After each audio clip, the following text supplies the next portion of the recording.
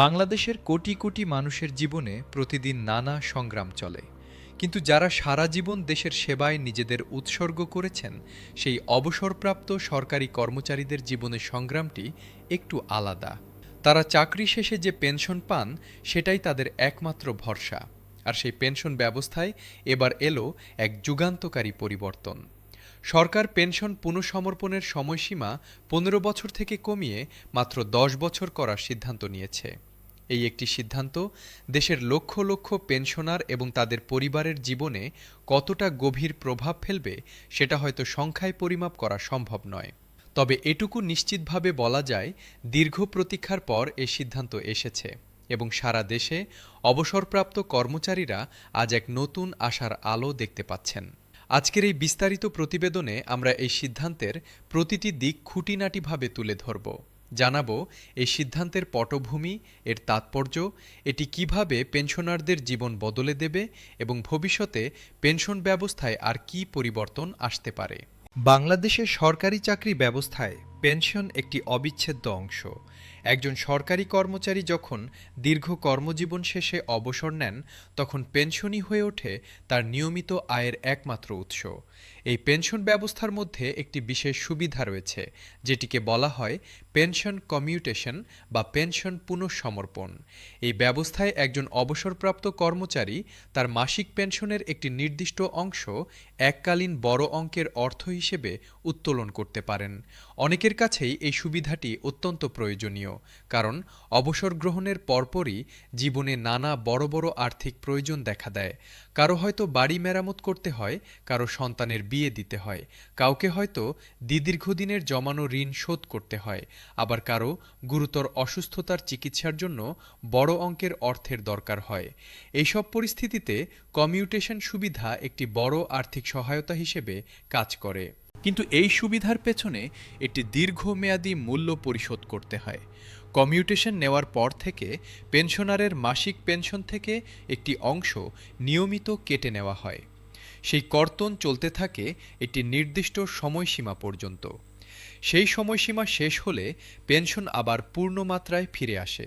এই সময়সীমাটিই ছিল ১৫ বছর। দীর্ঘ ১৫ বছর ধরে কম পেনশনে জীবন নির্বাহ করার এই বাস্তবতা অনেক পেনশনারের জন্যই ছিল অত্যন্ত কষ্টকর। বিশেষ করে যখন বয়সের সাথে সাথে শরীর দুর্বল হয়ে পড়ে, চিকিৎসার ব্যয় বাড়তে থাকে এবং পারিবারিক নানা দায়দায়িত্ব পালন করতে হয়, তখন কম পেনশনে মাস পার করা সত্যিকার অর্থেই এক বেদনাদায়ক অভিজ্ঞতা। এই পরিস্থিতির শিকার হয়েছেন হাজার হাজার পেনশনার। অনেকে কমিউটেশন নেওয়ার পর ১৫ বছর পার হওয়ার আগেই পৃথিবী থেকে বিদায় নিয়েছেন। পূর্ণ পেনশন আর পাওয়া হয়নি তাদের। যারা বেঁচে আছেন তারাও প্রতি মাসে কম পেনশনে কোনো রকমে দিন পার করছেন। চিকিৎসার ওষুধ কিনতে গিয়ে হিসেব মেলাতে পারছেন না, সন্তানদের কাছে হাত পাততে অপমান বোধ করছেন। এই সামগ্রিক বেদনাদায়ক পরিস্থিতি দেশের বিভিন্ন পেনশনার সংগঠন এবং কল্যাণ সমিতির নজরে আসে। তারা এই সমস্যা সমাধানে এগিয়ে আসেন এবং সরকারের দৃষ্টি আকর্ষণ করতে শুরু করেন। দেশের বিভিন্ন প্রান্ত থেকে পেনশনার সংগঠনগুলো একজোট হয়ে সরকারের কাছে দাবি তুলে ধরেছে বারবার। তারা স্মারকলিপি দিয়েছেন, সংবাদ সম্মেলন করেছেন, জাতীয় পত্রিকায় বিবৃতি দিয়েছেন এবং সংশ্লিষ্ট মন্ত্রণালয়ের কর্মকর্তাদের সাথে একাধিকবার বৈঠক করেছেন। তাদের মূল দাবি ছিল একটাই, পেনশন পুনঃসমর্পণের সময়সীমা ১৫ বছর থেকে কমিয়ে ১০ বছরে নামিয়ে আনা। তারা যুক্তি দিয়েছেন, একজন মানুষ যদি ৬০ বছর বয়সে অবসর নেন এবং কমিউটেশন নেন, তাহলে ১৫ বছর পর তার বয়স হবে ৭৫ বছর। এই বয়সে পৌঁছানোর আগেই অনেকে চলে যান। এই বাস্তবতায় ১৫ বছরের এই সময়সীমা সত্যিকার অর্থেই অমানবিক এবং অযৌক্তিক। দীর্ঘ প্রতীক্ষার পর সরকার এই দাবির প্রতি সাড়া দিয়েছে। অর্থ মন্ত্রণালয়ের পক্ষ থেকে জানানো হয়েছে, পেনশনারদের জীবনমান উন্নয়ন এবং তাদের আর্থিক নিরাপত্তা নিশ্চিত করার লক্ষ্যে পেনশন পুনঃসমর্পণের সময়সীমা ১৫ বছর থেকে কমিয়ে ১০ বছর করার সিদ্ধান্ত নেওয়া হয়েছে। এই সিদ্ধান্তের খবর ছড়িয়ে পড়ার সাথে সাথে সারা দেশে পেনশনারদের মধ্যে যে প্রতিক্রিয়া দেখা গেছে তা অভূতপূর্ব। মানুষ আনন্দে কেঁদেছেন, পরস্পরকে শুভেচ্ছা জানিয়েছেন এবং সরকারের প্রতি কৃতজ্ঞতা প্রকাশ করেছেন। এই সিদ্ধান্তের বাস্তব প্রভাব বোঝার জন্য একটি সহজ হিসেব করা যাক। ধরুন একজন পেনশনার ২০১৫ সালে অবসর নিয়েছেন এবং সেই বছরই কমিউটেশন নিয়েছেন। তার মাসিক পেনশন ছিল ২৫,০০০ টাকা। কমিউটেশনের পর তার মাসিক পেনশন কমে হয়েছে ১৭,০০০ টাকা। প্রতি মাসে তিনি ৮,০০০ টাকা কম পাচ্ছেন। পুরনো নিয়মে তাকে ২০৩০ সাল পর্যন্ত অর্থাৎ ১৫ বছর এই কম পেনশনেই চলতে হতো, কিন্তু নতুন নিয়মে তিনি ২০২৫ সালেই অর্থাৎ মাত্র ১০ বছর পরেই পূর্ণ পেনশন ফিরে পাবেন। এই ৫ বছরের পার্থক্যে তিনি পাবেন অতিরিক্ত ৫ বছর গুণ ১২ মাস গুণ ৮,০০০ টাকা, মোট ৪,৮০,০০০ টাকা বেশি। একজন বৃদ্ধ পেনশনারের জন্য এই অর্থ তার জীবনমানে যে পার্থক্য আনবে সেটা কোনো সংখ্যা দিয়ে পুরোপুরি প্রকাশ করা সম্ভব নয়। এই সিদ্ধান্তের প্রভাব শুধু অর্থনৈতিক নয়, এটি মানসিক এবং সামাজিকও। অবসর জীবনে একটি মানুষের সবচেয়ে বড় ভয় হল আর্থিক নিরাপত্তাহীনতা। প্রতি মাসে কম পেনশন পেয়ে হিসেব মেলানো, ওষুধ কিনতে গিয়ে হাত থেকে অর্থ বেরিয়ে যাওয়া দেখা এবং কখন পূর্ণ পেনশন ফিরবে সেই প্রতীক্ষায় রাত গোনা, এই সামগ্রিক অভিজ্ঞতা একজন বয়স্ক মানুষের মানসিক স্বাস্থ্যের ওপর মারাত্মক নেতিবাচক প্রভাব ফেলে। উদ্বেগ, হতাশা এবং অনিশ্চয়তার মধ্যে দিনাতিপাত করা অনেক পেনশনারকে শারীরিকভাবেও আরও দুর্বল করে দেয়। নতুন এই সিদ্ধান্ত সেই মানসিক চাপ থেকে মুক্তি দেবে। ৫ বছর কম অপেক্ষা মানে ৫ বছর কম উদ্বেগ, ৫ বছর বেশি মানসিক প্রশান্তি। সারা দেশ থেকে পেনশনাররা এই সিদ্ধান্তের প্রতি যে প্রতিক্রিয়া দিচ্ছেন তা অত্যন্ত আবেগময়। ময়মনসিংহের একজন অবসরপ্রাপ্ত সরকারি চিকিৎসক জানিয়েছেন, তিনি ৩৩ বছর সরকারি হাসপাতালে রোগীদের সেবা দিয়েছেন। নিজে অসুস্থ হয়ে যাওয়ার পর অবসর নিয়েছেন এবং কমিউটেশন নিয়েছিলেন চিকিৎসার ব্যয় মেটাতে। এরপর থেকে কম পেনশনে চিকিৎসার খরচ চালানো কঠিন হয়ে পড়ছিল। ১৫ বছরের অপেক্ষার কথা ভাবলে বুকটা ভারী হয়ে যেত। এখন ১০ বছরের কথা শুনে মনে হচ্ছে বাকি জীবনটা একটু ভালোভাবে কাটাতে পারবেন। খুলনার একজন অবসরপ্রাপ্ত পুলিশ কর্মকর্তা বলেছেন, তিনি সারা জীবন মানুষের নিরাপত্তায় কাজ করেছেন। এখন নিজের আর্থিক নিরাপত্তা নিয়ে চিন্তিত ছিলেন। এই সিদ্ধান্ত তাকে অনেকটা নিশ্চিন্ত করেছে। বরিশালের একজন অবসরপ্রাপ্ত কৃষি কর্মকর্তা আবেগভরা কণ্ঠে জানিয়েছেন, তার স্ত্রী দীর্ঘদিন ধরে অসুস্থ। চিকিৎসার ব্যয় সামলাতে গিয়ে প্রতি মাসেই টানাটানি পড়ে। ৫ বছর আগে পূর্ণ পেনশন ফিরে পেলে স্ত্রীর চিকিৎসা আরও ভালোভাবে করাতে পারবেন। পেনশনার কল্যাণ সংগঠনগুলোর নেতারা এই সিদ্ধান্তকে তাদের দীর্ঘ আন্দোলনের সার্থকতা হিসেবে দেখছেন।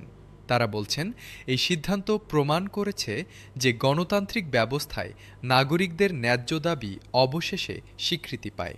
তারা আরও বলছেন, এই সংস্কার শুধু একটি শুরু। পেনশন ব্যবস্থাকে সত্যিকারের মানবিক ও কার্যকর করে তুলতে আরও অনেক পরিবর্তন দরকার। তাদের দাবির তালিকায় এরপর আছে মাসিক পেনশনের পরিমাণ বর্তমান জীবনযাত্রার ব্যয়ের সাথে সামঞ্জস্যপূর্ণ করা, চিকিৎসা ভাতা উল্লেখযোগ্যভাবে বাড়ানো, উৎসব ভাতা নিশ্চিত করা এবং পেনশনারদের জন্য বিশেষ স্বাস্থ্যসেবা কার্ড চালু করা। বিশেষজ্ঞরা বলছেন, এই সিদ্ধান্তের প্রভাব বহুমাত্রিক। শুধু পেনশনার নিজেই নন, তার পুরো পরিবার এই সিদ্ধান্তের সুফল পাবে। বাংলাদেশের পারিবারিক কাঠামোতে বাবা বা মায়ের পেনশন অনেক সময় পুরো পরিবারকে ধরে রাখে। যখন সেই পেনশন কম হয় তখন সন্তানদের ওপর বাড়তি চাপ পড়ে। অনেক সন্তান নিজেদের সংসারের পাশাপাশি বাবা মায়ের খরচ বহন করতে গিয়ে আর্থিক কষ্টে পড়েন।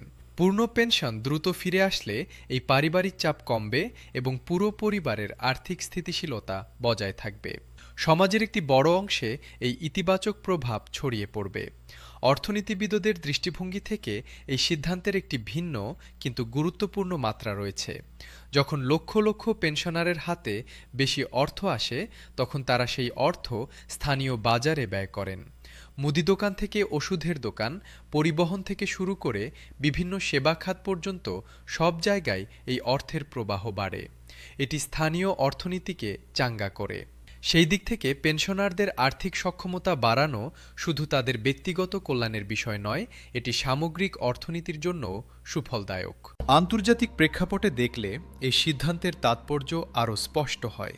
পৃথিবীর বিভিন্ন উন্নত এবং উন্নয়নশীল দেশে পেনশন কমিউটেশনের সময়সীমা নিয়ে নানা ধরনের নিয়মকানুন রয়েছে।